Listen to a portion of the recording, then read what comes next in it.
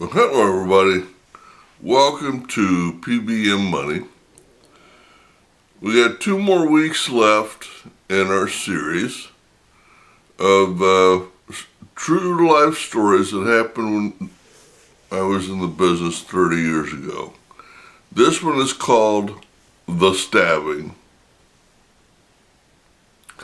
Now, this particular piece of property had been in a story earlier when it was called The Case of the What the WTH.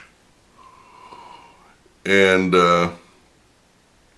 that's the one about the corrupt judge. If you haven't heard that one, you should go listen to that. That will make your hair on your arms stand up. That was scary stuff. Okay, so I bought this building. Now, I was new in the business when I got this. It was a 6-unit apartment building. And it was one of the old buildings. And you walked in the door, you went up a half a flight of stairs, and there was 2 buildings, or 2 doors. Then you went up another flight of stairs, 2 doors, another flight of stairs, 2 doors. Okay? Now, the unusual thing about these is that the doors were mostly glass. They were 12 by 12 inches of glass, side by side, from top to bottom. So you could see in each apartment if you didn't put a mirror up or a curtain. It was very pretty, very old style, but you had to be careful. So anyway, when I bought this apartment, there was a girl that lived in unit number 2. It was on the first floor. And she was a real nice girl. Now, this building was right across the street from the Illinois Legislature building. And that's where she worked. And she could walk to work every morning. It was perfect. And she paid her rent on time. She was a good tenant. Blah, blah, blah. Then all of a sudden something happened, and I don't know what it was. But she stopped paying rent. So this hadn't happened to me before. And the people that I had been following and reading under were out of Florida. And so I did what they did down in Florida. If somebody didn't pay their rent, they went and took the front door. So I went over there and I took her front door and I took it home with me and I left her a note. And I said, when you want your door back, give me a call. Pay the rent, I'll put your door back up. Well, it wasn't a couple hours later, I got a call from the police department, and they said, Mr. Carrier, you need to bring that door back. And I said, she needs to pay rent. And he said, one is not dependent on the other. You can't do that here in Illinois. I said, that door belongs to me. I'll do with it what I damn well want to. He said, sir, if you don't bring that door back, I'm going to come and get the door, and then I'm going to arrest you. Okay. So I took the door back, I put it up. She still didn't pay rent, you believe that? Still didn't pay rent. So I can't remember if I sued her or she paid rent temporarily. But things settled down, and we got on to the new normal. Then one day, it was the middle of the night, and I get a phone call, and it's the police department. And they said, we need you down here at your building immediately. I said, what's the problem?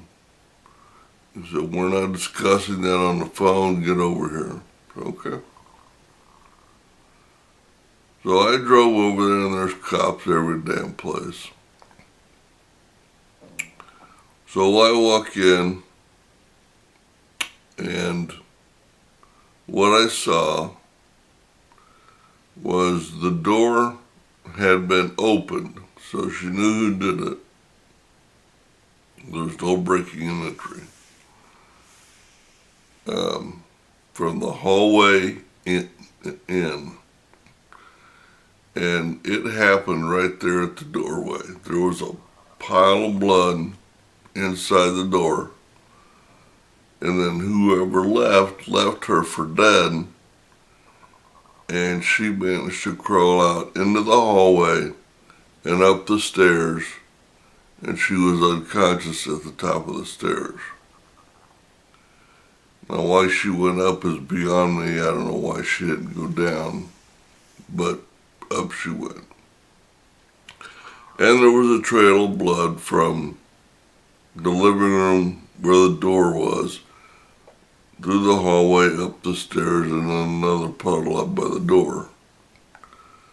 She survived. And she didn't come back to the apartment, but she survived. And I often look back on that, and I think, I wonder if maybe she made the wrong friend, she got in with the wrong crowd of people, if it was somebody in the building. I didn't know. I mean, the last thing I wanted to do was know about anybody in the building. All I wanted them to do was to pay their rent.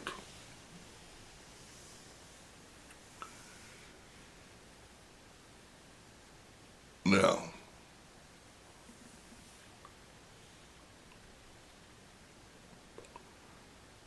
this particular building, I truly believe, was inhabited by evil. Because it was, those two incidences happened, it got condemned, I lost the building, and they finally tore the damn thing down, and they put up a state building there. But there was nothing but trouble with that building, and the sad part about it was a nice building. The people that I bought it from, I bought my first house I ever bought from them, rental house, with no money down, so I bought this one with no money down. They were an okay couple. They were a little odd, but they were okay. And they treated me all right. The deal themselves were not bad. It ended poorly between us because I feel like they stole that building back and then turned around and sold it to the state and made a boatload of money. And I knew the state was coming to get it. That was one of the reasons I bought it. Live and learn. But, and in that one apartment, that was the apartment where after she got stabbed and left the apartment building, I went in there to fix it up. That was where I got electrocuted trying to fix her stuff. It was just nothing but bad in that whole building. But that was probably the worst, outside of the guy that got killed in a motorcycle. But this was actually inside the apartment. So she got stabbed in that apartment, crawled out into the hallway, and I don't know who called 911, but they got there, they saved her, and she never came back to the apartment building. And who can blame her? I wouldn't either. Well, we got one more story to go in our series, and this one's about my first wife, not about me. You guys have a great day, a great week, and happy investing.